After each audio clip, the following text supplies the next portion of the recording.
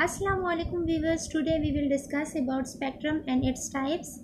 तो देखते हैं पहले स्पेक्ट्रम को कि स्पेक्ट्रम किसे कहते हैं। देखें, अगर हम किसी ऑर्डिनरी लाइट को पास करते हैं प्रिज्म से, ठीक है, तो प्रिज्म से पास करने के बाद ये जो लाइट होती है ये डिफरेंट उसमें डिस्पर्स हो जाती है, डिफरेंट रेज में डिस्पर्स हो जाती है। इस डिस्पर्स की हुई लाइट को अगर हम स्पेक्ट्रोफोटोमीटर के अंदर देखते हैं तो हमें कुछ बैंड से नज़र आते हैं, ठीक है। तो इसे हम क्या कहते हैं, ये हमारे पास क्या है, स्पेक्ट्रम है, यानी डिस्पर्स की हुई लाइट की जब हम कलेक्शन करते हैं तो उस कलेक्शन को क्या कहते हैं, स्पेक्ट्रम कहते हैं। Collection of disperse light in order of their increasing और डिक्रीजिंग वेवलेंथ और फ्रीक्वेंसी, ठीक है, क्योंकि हमारे पास डिस्पर्स की हुई जो लाइट होती है उसकी फ्रीक्वेंसी या वेवलेंथ सेम नहीं होता, तो इस वजह से हम उसकी जो कलेक्शन करते हैं उसके बाद उसको स्टडी करते हैं, उसे क्या कहते हैं, स्पेक्ट्रम कहते हैं। स्पेक्ट्रम की हमारे पास डिफरेंट टाइप्स आ जाती हैं, जैसे कि विजिबल स्पेक्ट्रम है, invisible spectrum, continuous spectrum, line spectrum. इन सबको हम अभी अलग अलग करके डिटेल से पढ़ते हैं। स्पेक्ट्रम की जो पहली टाइप आ जाती है वो क्या है, विजिबल स्पेक्ट्रम, ठीक है। विजिबल स्पेक्ट्रम कौन सा स्पेक्ट्रम है, वो स्पेक्ट्रम जिसे हम अपनी आम आंख के ज़रिए देख सकते हैं उसे क्या कहते हैं, विजिबल स्पेक्ट्रम कहते हैं। जैसे कि अगर हम सन लाइट को देख लेते हैं, ठीक है, सन से जो लाइट पास होती है उसे हम अपनी नेकेड आई के थ्रू देख सकते हैं, तो वो हमारे पास कौन से स्पेक्ट्रम में आ जाते हैं, विजिबल स्पेक्ट्रम में आ जाते हैं, ठीक है। इसी तरह रेनबो है, रेनबो के कलर भी हम नेकेड आई के थ्रू देख सकते हैं। इसके अलावा हमारे पास दूसरी जो टाइप आती है वो है इनविजिबल स्पेक्ट्रम। इनविजिबल स्पेक्ट्रम कौन सा स्पेक्ट्रम है, वो स्पेक्ट्रम जिसे हम अपने नेकेड आई के थ्रू नहीं देख सकते हैं, वो कौन सा स्पेक्ट्रम आ जाते हैं, इनविजिबल स्पेक्ट्रम आ जाते हैं, ठीक है। जैसे अगर हम बोलें कि गैमा रेज है,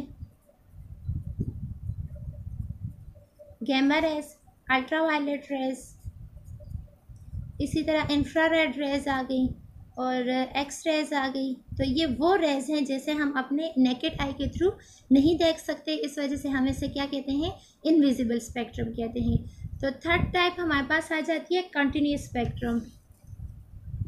कंटिन्यूस स्पेक्ट्रम कौन सा स्पेक्ट्रम है, वो स्पेक्ट्रम जो कि अपने मतलब कलर्स जो उसके अपीयर होते हैं स्पेक्ट्रोफोटोमीटर में, अगर वो क्लियर बाउंड्री शो नहीं करता है वे कलर्स के बैंड्स के दरमियान, तो उसे हम क्या कहते हैं, कंटिन्यूस स्पेक्ट्रम कहते हैं, ठीक है।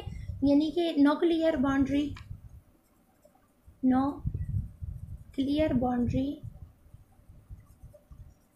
Between colour bands. इसके अलावा हम ये भी कह सकते हैं कि कलर जो होते हैं वो क्या हो जाते हैं, डिफ्यूज़ हो जाते हैं, ठीक है। इसमें जो कलर्स आते हैं कंटिन्यूस स्पेक्ट्रम में जो कलर्स आते हैं वो एक दूसरे में डिफ्यूज़ हो जाते हैं, colours diffuses with each other.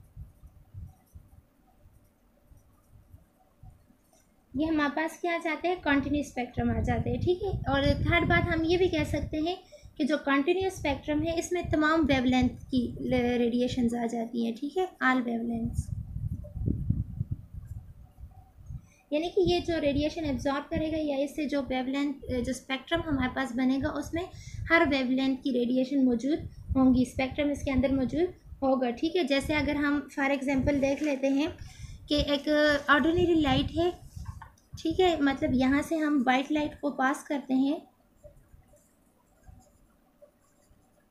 White light है, ठीक है। जब इस वाइट लाइट को हम पास करते हैं किसी प्रिज्म से,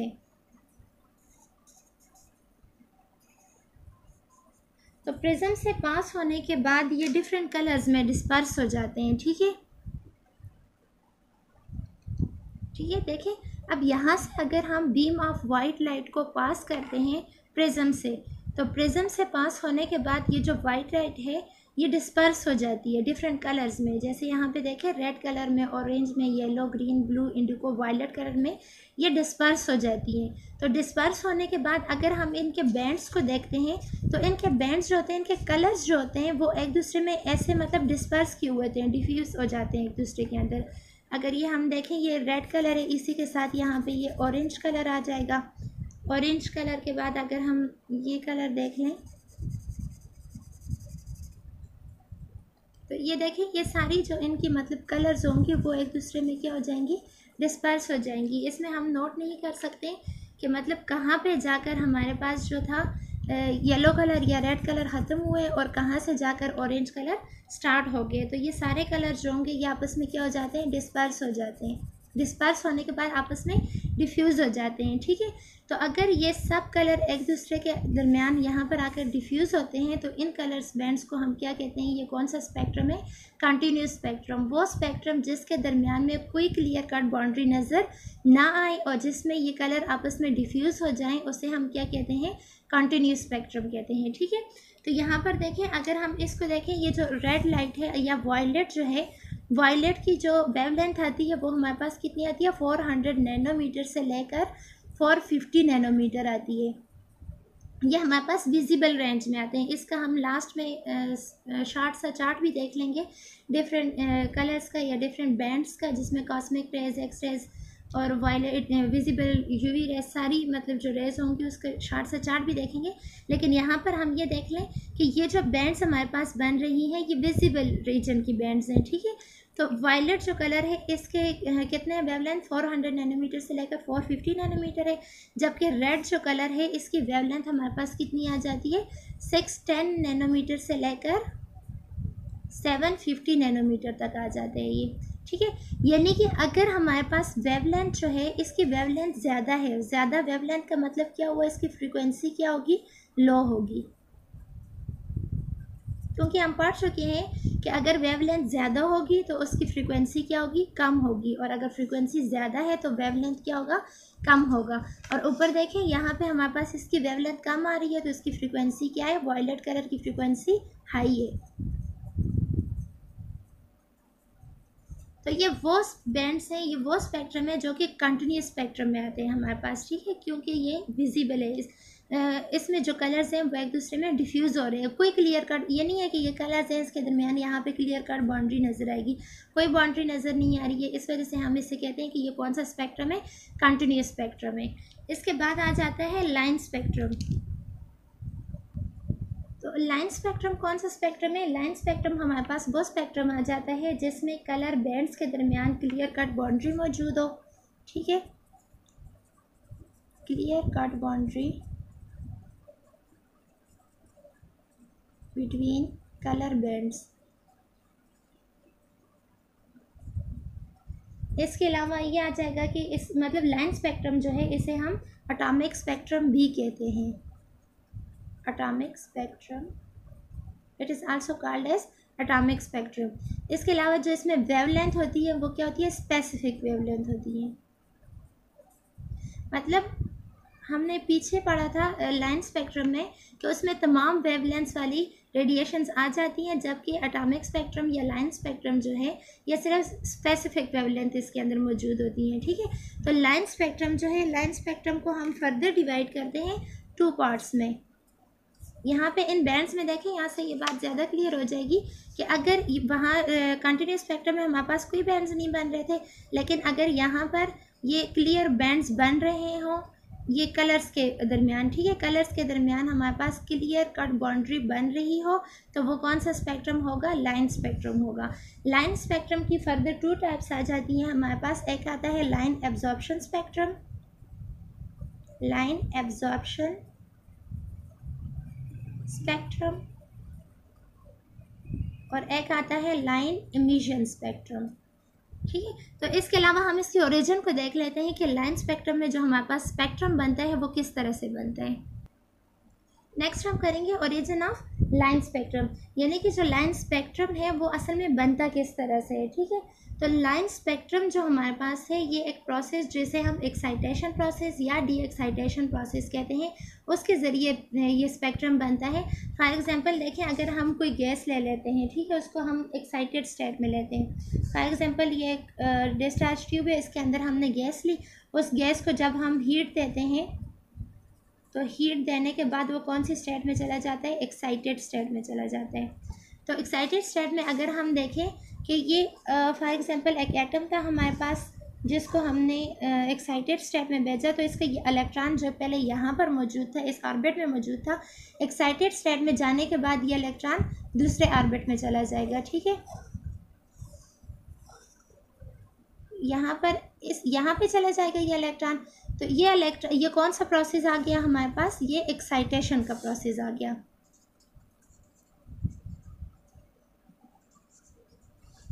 इसे कौन सा प्रोसेस कहते हैं? एक्साइटेशन का प्रोसेस कहते हैं। तो अब अगर हम देखें कि ये इलेक्ट्रॉन वापस अपने शेल में पहले वाले शेल में वापस आ रहा है, तो यहाँ से ये एनर्जी रिलीज़ करेगा।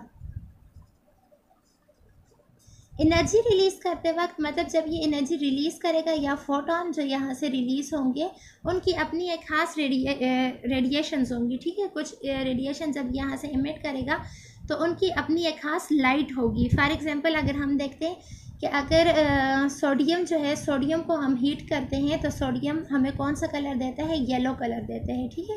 सोडियम को जब एक्साइटेड स्टेट में भेजा जाता है, हीट करने के बाद जब वो एक्साइटेड स्टेट में जाता है तो हमारे पास फ्लेम जो अपीयर होता है वो क्या हो जाता है? येलो हो जाता है। इसी तरह अगर हम पोटाशियम को देखते हैं तो पोटाशियम वायलेट कलर देता है। तो इसी तरह ये कहते हैं कि एक्साइटेशन के बाद जब दोबारा डी एक्साइटेशन का प्रोसेस होता है तो यहाँ से जो एनर्जी रिलीज़ होती है वो जो हमें मतलब स्पेक्ट्रम देगा वो हमारे पास कौन सा स्पेक्ट्रम आएगा? लाइन स्पेक्ट्रम आएगा। असल में इसका ओरिजिन क्या है? Excitation of electron and D excitation of electron. जब हम गैसीय स्टेट में या किसी भी गैस को हीट करते हैं तो वो एक्साइटेड स्टेट में जब जाएगा एनर्जी रिलीज़ करेगा तो हमारे पास जो स्पेक्ट्रम बनेगा उसे क्या कहेंगे? लाइन स्पेक्ट्रम कहेंगे। लाइन स्पेक्ट्रम की हमारे पास 2 टाइप्स आ जाती है। एक हमने पढ़ ली कि लाइन एब्जॉर्प्शन स्पेक्ट्रम है और एक हमने पढ़े कि लाइन इमिशन स्पेक्ट्रम है। तो अब पहले हम डिटेल में कर लेते हैं लाइन एब्जॉर्प्शन स्पेक्ट्रम को कि ये कौन सा स्पेक्ट्रम है। लाइन एब्जॉर्प्शन स्पेक्ट्रम किसे कहते हैं कि अगर हम किसी भी डिस्चार्ज ट्यूब के अंदर गैस ले लेते हैं, ठीक है, डिस्चार्ज ट्यूब के अंदर हम गैस लेते हैं, उस गैस से हम डिफरेंट रेडिएशंस को पास करते हैं।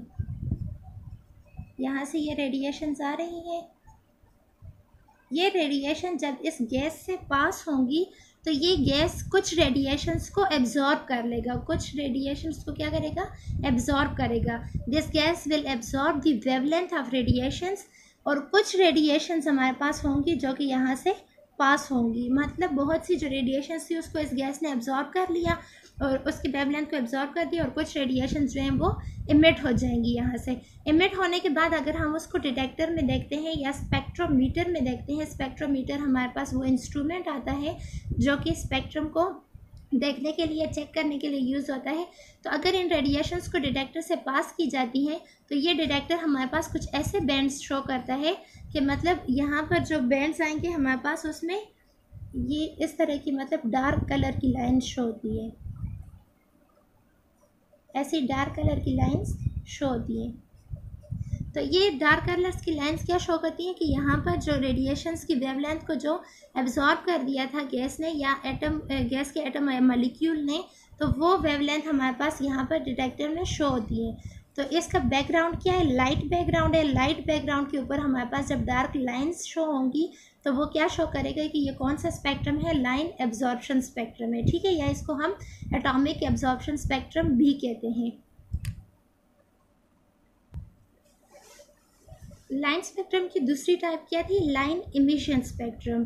देखें अगर हमने मतलब लाइन एब्जॉर्प्शन स्पेक्ट्रम में देखा कि हम जो गैस यूज़ कर रहे हैं उस गैस से हम रेडिएशंस को पास करते हैं, ठीक है। जैसे कि यहाँ पर ये बताया हुआ भी है, ये यहाँ से हम ये गैस जो यूज़ हो रही है इससे रेडिएशंस को पास कर रहे हैं, ठीक है। और उसमें रेडिएशन जो था वो कुछ रेडिएशन को एब्जॉर्ब कर लेता था गैस मॉलिक्यूल और कुछ को इमिट कर देता था।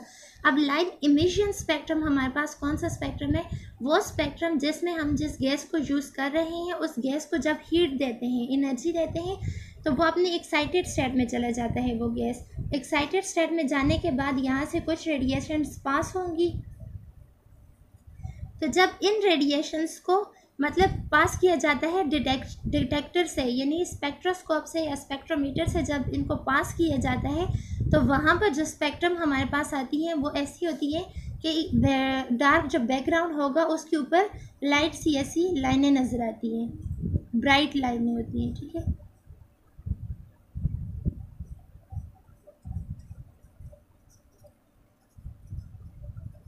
ब्राइट लाइन्स अगेंस्ट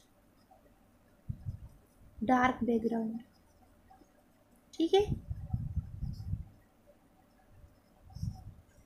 तो यहाँ पर हम देखते हैं कि जब गैस को एनर्जी दी जाती है, एनर्जी देने के बाद जब वो रेडिएशंस को इमिट करता है, उन इमिट की हुई रेडिएशंस को अगर डिटेक्टर के ज़रिए देखा जाता है तो ये गैस की कौन सी स्टेट है, एक्साइटेड स्टेट है। यहाँ पर जब हम इनको देखते हैं डिटेक्टर से तो हमारे पास क्या बनता है, एक डार्क बैकग्राउंड के ऊपर ब्राइट सी लाइंस शो होती हैं। उन लाइंस को हम क्या कहते हैं कि ये कौन सी लाइंस है, लाइंस इमिशन स्पेक्ट्रम है। ठीक है, लाइन स्पेक्ट्रम की एक टाइप आती है और वो कौन सी टाइप है, लाइन इमिशन स्पेक्ट्रम। तो ये था हमारे पास स्पेक्ट्रम और स्पेक्ट्रम की कुछ टाइप्स।